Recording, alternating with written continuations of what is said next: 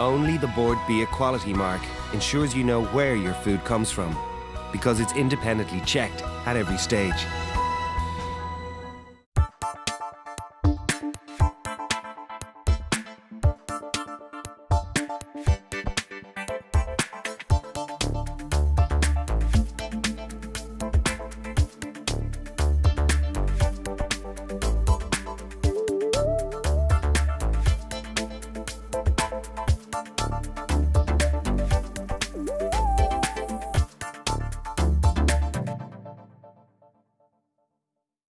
Today I'm going to meet Tommy Bowe, one of Ireland's top rugby players. From the Six Nations to the Rugby World Cup, Tommy plays at the highest level and a healthy diet is essential. He loves beef tagine and has asked me to show him how to make one. Also in the programme, a paella with Dublin Bay prawns and some quick and tasty beef koftas.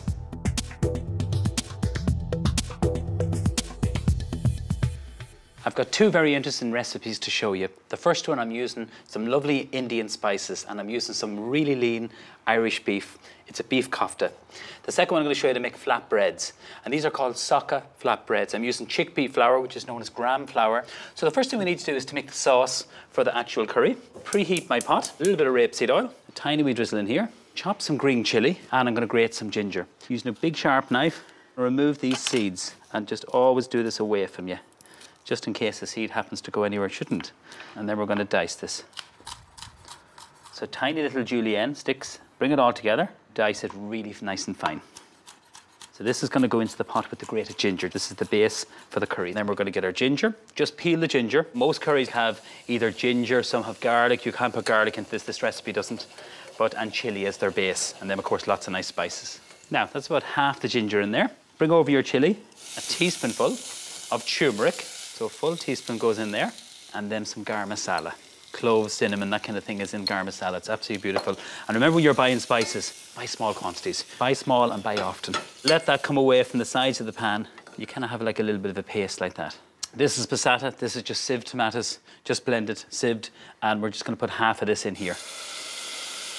That should be about enough. Some sea salt and some black pepper. And that's really it. It's as easy as that. Let that just simmer away there for a few minutes. I've just reduced the heat. Now I'm going to show you how to make the koftas. I'm using some nice quality assured lean Irish beef. This can be made with turkey mince, pork mince, or even some chicken mince. And lamb mince is delicious. So we're going to put in one diced onion, which is finely diced, or you can grate it. Some cumin seeds. You can put lots of different herbs in. I'm going to use coriander, because it's a herb that they use a lot in Indian cookery. So some fresh coriander here. Very easy to grow your own coriander, but it doesn't keep in the kitchen. It wilts very, very quickly. Chop this nice and fine. And then just when you're chopping any herb, just hold the knife, rock it over and back, and just keep it on the board. Into the bowl, I'm using the knife to help me. A little touch of salt, and a little bit of black pepper.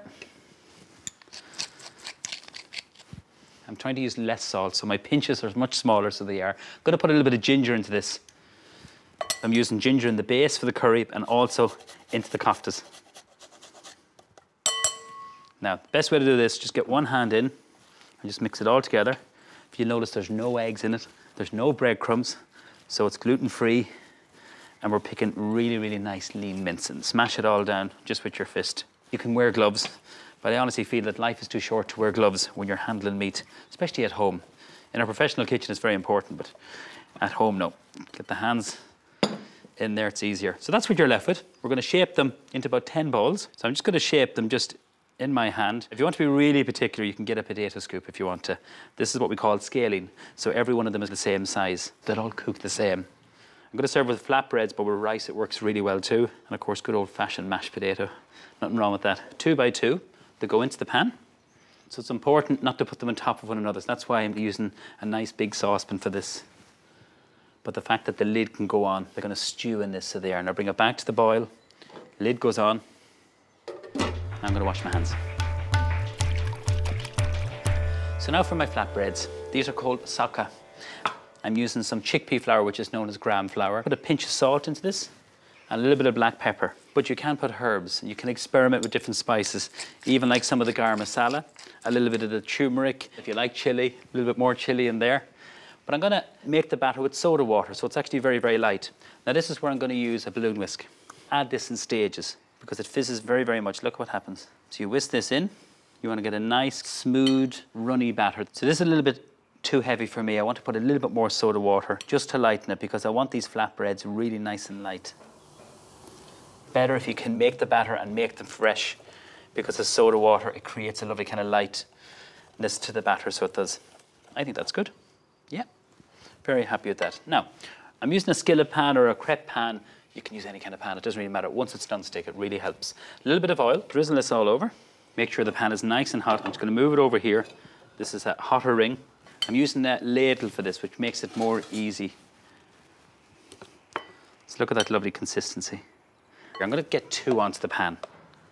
Roughly about 1/4 of a ladleful. And while they're on cooking now, I'm going to turn over the little meatballs and the kofta curry. So just using a spoon is probably the easiest, and just get your fingers in there, or you can use tongs to get nicely coated with the lovely sauce. The smells are beautiful. Lid goes on, and let's have a little look at these. I'm going to flip this one over, turn down my gas. See the wee bubbles? Just be careful with that. Perfect. Nice bit of colour, and same for this. So I'm going to cook the other side of this. It's going to take another little minute. If you want to keep these for a little while before you serve them, get a little bit of parchment paper in between each layer, and then you can layer them up and just cover them in tin foil, and they'll keep nice and warm. So I'll get my plate and a little bit of tin foil. Lift them up. They are warm. Perfect. I love them when they're like that. See the little bubbles and all that? And that's really from the soda water. Nice little bit of texture there. Just cover them loosely in tin foil. I'm going to do 2 more. A little bit more oil. And if you happen to put too much oil, just drain it off. I don't want them oily, I want them really crispy and nicely puffed up and golden brown. Turn up your pan, so you just keep adjusting the heat. Roughly about 1/4 ladleful. And let's have a look at our curry. Some steam coming off that. And it just thickens up. I want a nice consistency over the actual beef koftas. Now we're going to flip over these and we'll be nearly ready to serve. They're great. And I'm going to serve the flatbreads separately, so I'll just arrange them. You can put 2 or 3. I love the colour of them. Put 5 of these, so 4 like that, and then just arrange one on top, and then lots of that lovely sauce. So we have the garam masala, we have the chili, the turmeric gives a lovely yellow colour, lovely flavour. And we also have the ginger in there and the passata. For a little bit of texture, flaked almonds. Just simply toast them on a dry pan, sprinkle them all over. So that's going to give a lovely bit of texture. And just for a bit of freshness, some lovely fresh coriander. And then just arrange that. So I think that's a curry that all the family will enjoy. It's not too spicy, full of flavour, using some really good quality Irish beef. I love the idea of serving the flatbreads as an alternative to rice or mashed potato.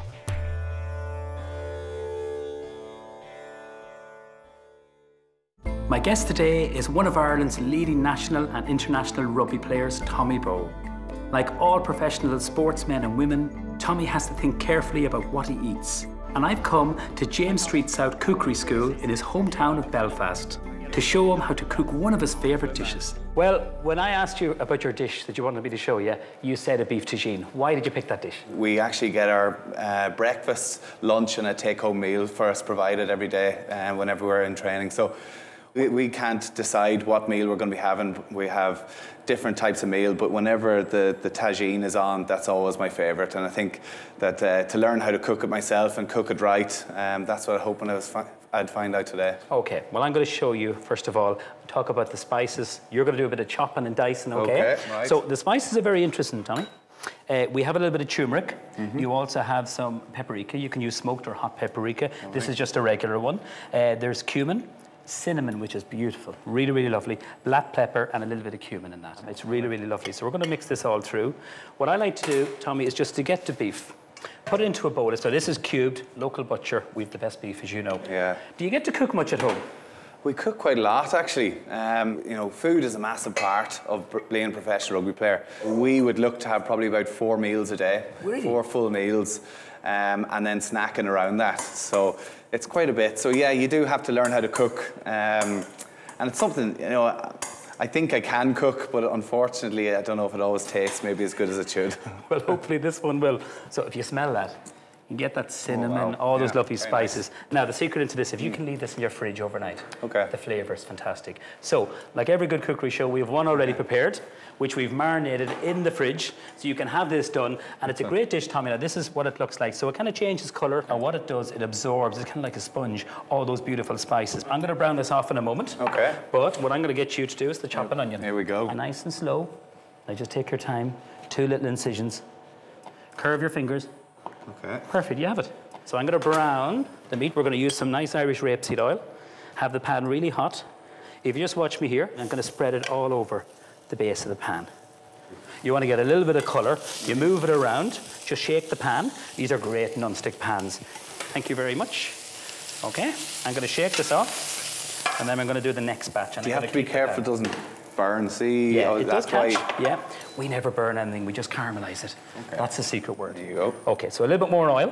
I burn everything. No, you do not. I don't believe that. I don't cook for the lads too often anyway, or I'll get a bit of slagging. Tommy, that's the meat kind of lightly browned, so it's still raw. Excellent. It's not cooked. Yeah. Now, you have your onion diced. Yeah, pretty much all done. I'm going to get you to crush some garlic and grate a little bit of ginger. We have the pan preheated, so this is going to be the base for our tagine. So about 2 cloves of garlic. Will you scrape that all in for me? Okay. Just all that lovely onion and the ginger there. Good, man. Man, you're using the knife and all. You're a natural. I'm a natural. Super duper. Good, man. Okay. This is half the spices that we kept back. And you know what I noticed? You never cried when you chopped the onion. No, I didn't. Good on you. Tell you what, that would really ruin my street cred, that, wouldn't it? That wouldn't be good. Imagine crying on TV. That would be embarrassing. We wouldn't tell anyone. Okay, we're going to put in some tomato juice or tomato sauce. It's sieved tomatoes called passata. Super. Okay. So this is some nice Irish honey. I'm going to put in 2 spoonfuls. So this is where the sweetness comes in. And see, for your breakfast now, would you eat porridge, or what kind of things would you eat now for your breakfast? So it kind of mixes up. Listen, it's about variety. We have to eat so much. We have to, you know, when I say we have 4 meals a day, we're snacking in between that. So you can get very bored of food. Yeah. So it's trying to keep it different and keep mixing it up a little bit. And you have to be monitored, and you work with a dietitian and nutritionist and all that. So we would have a dietitian in Ireland and in Ulster. Yeah. And just looking at different ways of getting kind of the right food into our diet. Now, this is some chicken stock I'm putting in. This is our beef, so we're going to put this in slowly. I'll let you scrape that in there with a spoon. Okay. Perfect, okay. And which we just sealed in. Beautiful. Now you're halfway there. Halfway there. Well done. Only halfway. No, I'm only joking. The dates have to go in, and these are medjool dates, which are lovely. They kind of like give a lovely kind of a caramel taste to it. We're going to bring this to the boil, and then what we're going to do is pop it into the oven. The oven is preheated at 130, so it's not a hot oven at all. And then we're going to leave it for a good hour and about an hour and a half.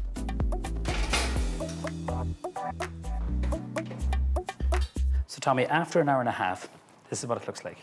You gotta be careful, take it out of the oven, let it sit for a minute. Smell that, absolutely gorgeous.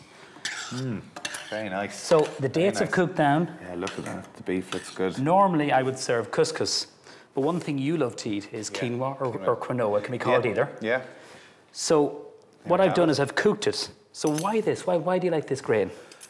It's kind of a new thing that I've been trying recently, and it's very easy to put together. You can put different things into it, as we have here now. And I think it goes quite well with the beef. So I'm going to get you to help me. I'll get you to cut the tomatoes into any size you like, quarters, halves, it doesn't really matter. No problem. I am going to put in some red onion.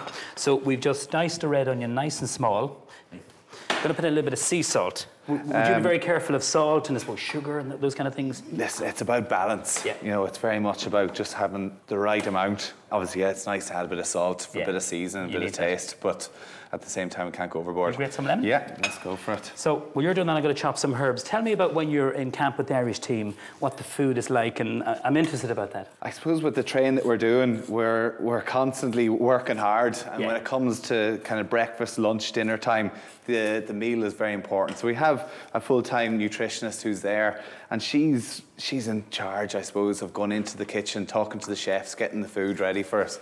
So whenever we come together and sitting around a table, there's always a bit of crack. Yeah. And whenever the food is good, you know, it keeps everybody together for that bit longer. And, you know, we're in a hotel for a long period of time. Over the Six Nations, we could be together for 8 weeks in a hotel. So meals are so important, and having kind of a variety and good food all the time just kind of keeps the spirits right up.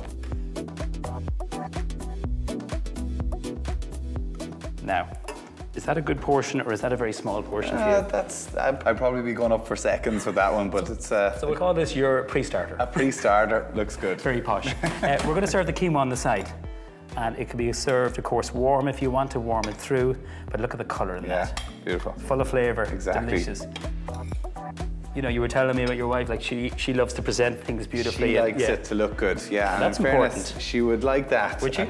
Unfortunately, whenever I try and present it, it doesn't quite look quite as tasty. So get stuck in. Let's go. And you can tell me what you think. Try it out. So you can. The beef should be very tender and nicely cooked.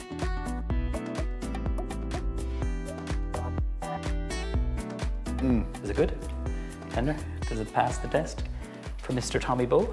It always kills me that you watch these programs and it's beautiful, beautiful, but have to hand it to you now. Really? It's pretty good, yeah. Fantastic. Fair Good. play. I'm very glad to nice. like it. So it's a dish you're going to try, I hope. Yeah, I will definitely try You're it. going back in for more. Good man. I'll take it off me. Tommy, it's been absolutely brilliant cooking with you, and all I can say is thank you for being on the Healthy Home Chef Show. Thank you for coming here today, and also I wish you really a speedy recovery and continued success. Pleasure. And say hello to your dad for me, will you? Thank you very much. Thanks a No, I million. will indeed. Thank Cheers, you. Tommy. Delicious. Thanks very much. Look for the Board Beer quality mark, because it looks after you.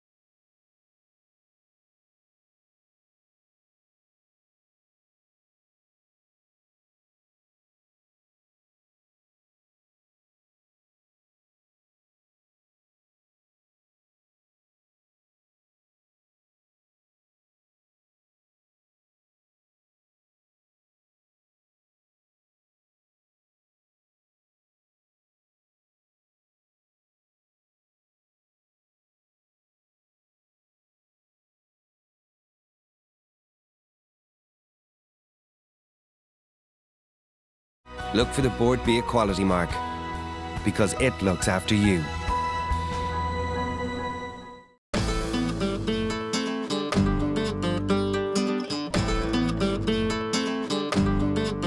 In Spain, paella is usually cooked traditionally on a Sunday, and usually by the men in the house. Now, they're very particular about the rice they use, and this is called calaspara, which is a short grain rice. It's low in starch, it absorbs liquid, and what it does, it ends up lovely and fluffy, so it does. Gives great texture and holds in the moisture and all the juices when you do cook a paella. It's very easy to make, so the first thing we need to do is start off by doing the base and cooking off these lovely prawns. Dublin Bay prawns, they're sweet. We're going to cook them in the shell, so you're going to get all the juices and all the flavour. Some mussels, some clams, find them lovely and fresh. First thing we need to do is just saute off the prawns. So I'm going to heat up my induction. We're going to use a little bit of oil. So I'm using some olive oil here. Using the tongs, going to be a little bit noisy when I pop these in. We're going to cook these for a minute or two. Just move them around and then turn them over. You're just looking to get a nice little bit of flavour there. If I was making like a prawn bisque in the restaurant or at home, what I would do is use the heads of these and saute them off like I'm doing, and add in lots of vegetables, white wine, brandy, some stock, a little bit of tomato puree, and finish it with some cream. It's as easy, but it's a great way of using up the heads. Seal them off there. I love that roast fried shellfish. It's absolutely fantastic when you do this. Now lift these out, because these will go back in and cook with the rice. We're going to start off with the base, another wee bit more oil. Put in one large onion which is diced. Pop this in. Scrape that all out. give this a little stir. And then we're going to crush in the garlic. Grate that in. So that's 2 cloves of garlic and 1 large onion I've in here. Just give that a little stir. You're just really softening it up. Next thing we're going to do is we're going to get our rice in. So I'm just going to pour it just from the bag. I just think this looks so authentic. Sprinkle it all over the base. So you can see the small little grains there. Just going to turn up the heat a little bit. And I'm going to put in a can of chopped tomatoes. Just a full can, empty them in. Put in 2 different types of paprika. One is a hot paprika, a teaspoonful of this, and then one is a smoked paprika. Adds a lovely smoky flavour. This is some saffron. Comes from the crocus flower. It's one of the most expensive spices you can use. And what I've done is just soaked it with a little bit of boiling water. So what that does, it releases all that lovely kind of orange liquid, the lovely saffron taste and smell. And we're going to put this in. You can use saffron powder, but I love to see those lovely little strands. Now stir this through. Completely coat everything. Don't be tempted when you're making this to use a borio rice. That's traditionally used in a risotto. It's a creamier rice and it's a Pacific rice for risottos. What I am going to put in next is these lovely squid rings. Cut the squid. I've just got the fishmonger to prepare it. This is going to go in here and it adds a lovely little bit of texture to it. Now you'll see 7 versions of this recipe. Some recipes have chicken thighs on it. I've made recipes with that, chorizo, and also with rabbit. So rabbit legs can be used in this recipe. So the secret into making this is to add the stock slowly. So I'm using some fish stock. So I'm gonna add this, half of this in now with the squid, and I'm gonna bring it to the boil and let it just gently simmer. Really, really important. I'm gonna give that about 8 minutes and then we'll come back and check it. So with a paella, it's a little bit more forgiving than a risotto, whereas a risotto you have to stick with it and keep adding the stock slowly. You can go away, let this simmer, and just every maybe 5 minutes, just check it. But we don't want it really wet and soupy like a risotto. Now just stir that right through, and that should take about another 5 to 6 more minutes.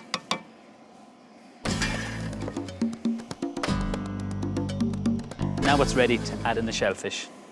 So I've already sealed off the prawns, so they're par-cooked. Mussels, shellfish, anything like this, especially mussels or clams. If you see them open like this, you bang it and they close, that means they're fresh. And if they stay opened, you discard them. Very, very important to buy the best possible freshest shellfish. I'm gonna stir this in now. It's a very rustic dish. You're serving everything in the shells. Put in your mussels, sprinkle them all over, your clams. Look at the colour. That's from the saffron, the paprika, the 2 different types, and also the can of tomatoes that has given it that lovely colour and, of course, flavour. So push these down and they'll open up. Let them sit there for a minute. Then with the prawns, if you get these when they're really big, there's lots of meat there just in the claws of them. They are just so full of flavour, beautiful and sweet. They're all sitting up there nice and proud. Push them in a little bit. And then put the lid back on.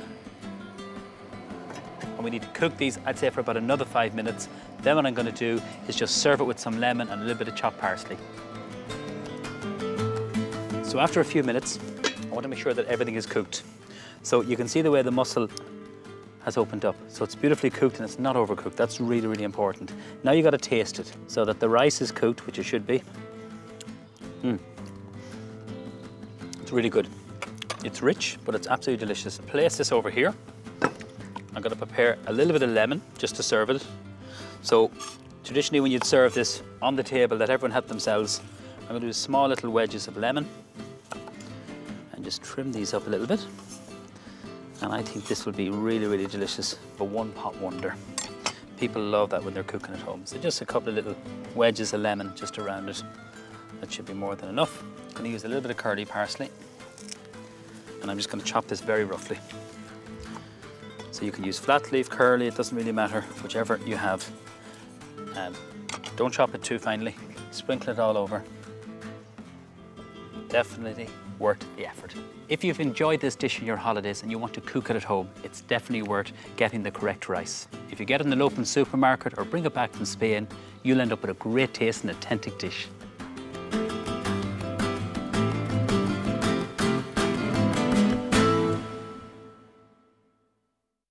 Next time I meet Indie Power, a food blogger who focuses on healthy recipes, and I'll show you a couple of healthy recipes of my own, a spinach and feta pie and a pork goulash with cauliflower rice.